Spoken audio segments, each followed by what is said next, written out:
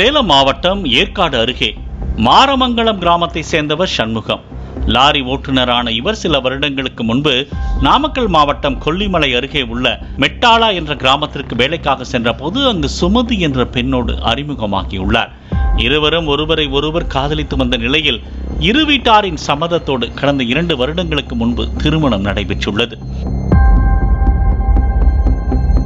நிலையில் அண்மையில் வேலை காரணமாக வெளியூருக்கு சென்ற சண்முகம் கடந்த 23ஆம் தேதியன்று தனது மனைவிக்கு போன் செய்த போது சுமதியின் போன் ஸ்விட்ச் ஆஃபில் இருந்துள்ளது.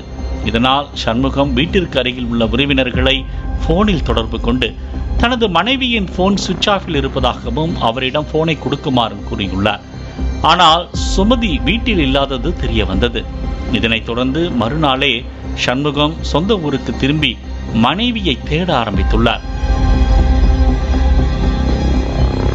எங்கு தேடியும் அவர் கிடைக்காததால் பின்னர் கடந்த வெள்ளிக்கிழமையன்று ஏற்காடு காவல் நிலையத்தில் சண்முகம் புகார் அளித்துள்ளார். போலீசாரும் வழக்கு பதிவு செய்து தேட ஆரம்பித்தனர். சேலத்திலிருந்து அரங்கம் நோக்கி சென்ற அரசு பேருந்து கீரைக்காடு வந்ததும் பேருந்து ஓட்டுநர் ஒரு பார்சலை பீடா கடையில் கொடுத்து மாரமங்கலத்தில் கொடுக்குமாறு தெரிவித்துள்ளார். பின்னர் அந்த பார்சலை வாங்கிய அதே பகுதியை சேர்ந்த 22 வயது இளைஞர் வெங்கடேஷ் சண்முகத்திடம் கொடுத்துள்ளார். அந்த பார்சலை வாங்கி பிரித்த சண்முகத்திற்கு அதிர்ச்சி காத்திருந்தது. பார்சலில் சுமதி அணிந்திருந்த 1/2 சவரன் தங்கத்தால் ஆன தாலி இருந்தது தெரிய வந்தது. இதை யார் கொடுத்தார் என சண்முகம் வெங்கடேஷிடம் கேட்டபோது சுமதி தான் தனக்கு போன் செய்து பார்சல் அனுப்பி வைத்திருப்பதாகவும் தான் வெளியூர் செல்வதாகவும் கூறி இதனை உங்களிடம் கொடுக்க சொன்னதாக தெரிவித்தார். சுமதி போன் ஸ்விட்ச் ஆஃபில் இருந்ததை உணர்ந்த சண்முகத்திற்கு வெங்கடேஷ் மீது சந்தேகம் எழுந்துள்ளது. இதனால் இது குறித்து போலீசாரிடம் தெரிவித்துள்ளார். உடனே போலீசார் வெங்கடேஷின் கால் ஹிஸ்டரியை சோதனை செய்த போது இதற்கு முன்பு அடிக்கடி வெங்கடேஷும் சுமதியும் நீண்ட நேரமாக பேசி வந்தது தெரிய வந்தது. இதனால் போலீசார் வெங்கடேஷை பிடித்து தங்களது பாணியில் விசாரித்த போதுதான் பல அதிர்ச்சி தகவல்கள் வெளியானது.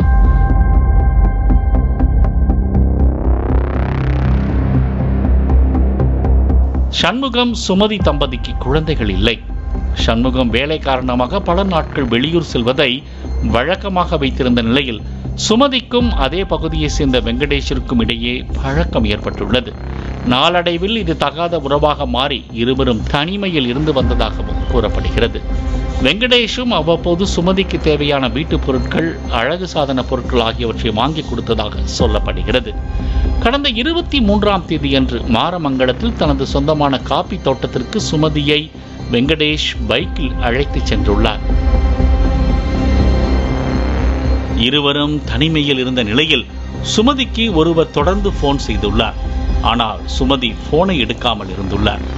ஏற்கனவே வெங்கடேஷ் சுமதிக்கு போன் செய்யும் போதெல்லாம் சுமதியின் போன் பிஸியாக இருப்பதால் வேறு யாரோடும் தொடர்பில் உள்ளாரா என்ற சந்தேகம் எழுந்துள்ளது. அன்று அடிக்கடி சுமதிக்கு போன் வந்ததால் ஆத்திரமடைந்த வெங்கடேஷ், உனக்கு அதிகமாக செலவு செய்துள்ளேன், நீ இன்னொருவருடன் தொடர்பில் இருக்கிறாயா, நான் செலவு செய்த பணத்தை எல்லாம் கொடுத்துவிட்டு போ என வெங்கடேஷ் கூற இருவருக்கும் இடையே கடும் வாக்குவாதம் ஏற்பட்டுள்ளது. ஒரு கட்டத்தில் ஆத்திரமடைந்த வெங்கடேஷ் சுமதியின் துப்பட்டாவை எடுத்து சுமதியின் கழுத்தை நெரித்துள்ளார். அதில் துடிதுடித்த சுமதி அங்கேயே உயிரிழந்துள்ளார். பின்னர் சுமதி அணிந்திருந்த தாலியை மட்டும் எடுத்துக்கொண்ட வெங்கடேஷ் ஒரு சாக்கு மூட்டைக்குள் சுமதியின் சடலத்தை வைத்து இரவில் பைக்கில் சென்று குப்பனூர் சாலையில் உள்ள முனியப்பன் கோவில் அருகே உள்ள சுமார் 500 அடி பள்ளத்தில் வீசியதாக போலீசாரிடம் வெங்கடேஷ் தெரிவித்துள்ளார். இதனைத் தொடர்ந்து வெங்கடேஷ் கூறிய இடத்திற்கு சென்ற ஏற்காடு போலீசார், வனத்துறையினர் மற்றும் தீயணைப்புத் துறையினர் தீவிர தேடுதல் வேட்டையில் இறங்கினர். மிகவும் பள்ளத்தாக்கான பகுதி என்பதால் கயிறு கட்டி இறங்கியவர்கள் சுமார் 500 அடி பள்ளத்தில் சாக்கு மூட்டையை கண்டுபிடித்தனர். மேலும் சாக்கு மூட்டையில் இருந்த சுமதியின் சடலத்தை கைப்பற்றி பிரேத பரிசோதனைக்காக சேலம் அரசு மருத்துவமனைக்கு அனுப்பி வைத்தனர். மேலும் வெங்கடேஷை ஏற்காடு போலீசார் கைது செய்தனர். பாலிமர் செய்திகளுக்காக சேலம் செய்தியாளர் ரமேஷ்.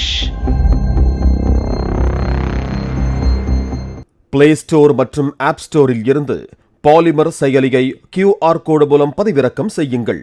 செய்திகளை உடனுக்குடன் பெறுங்கள்.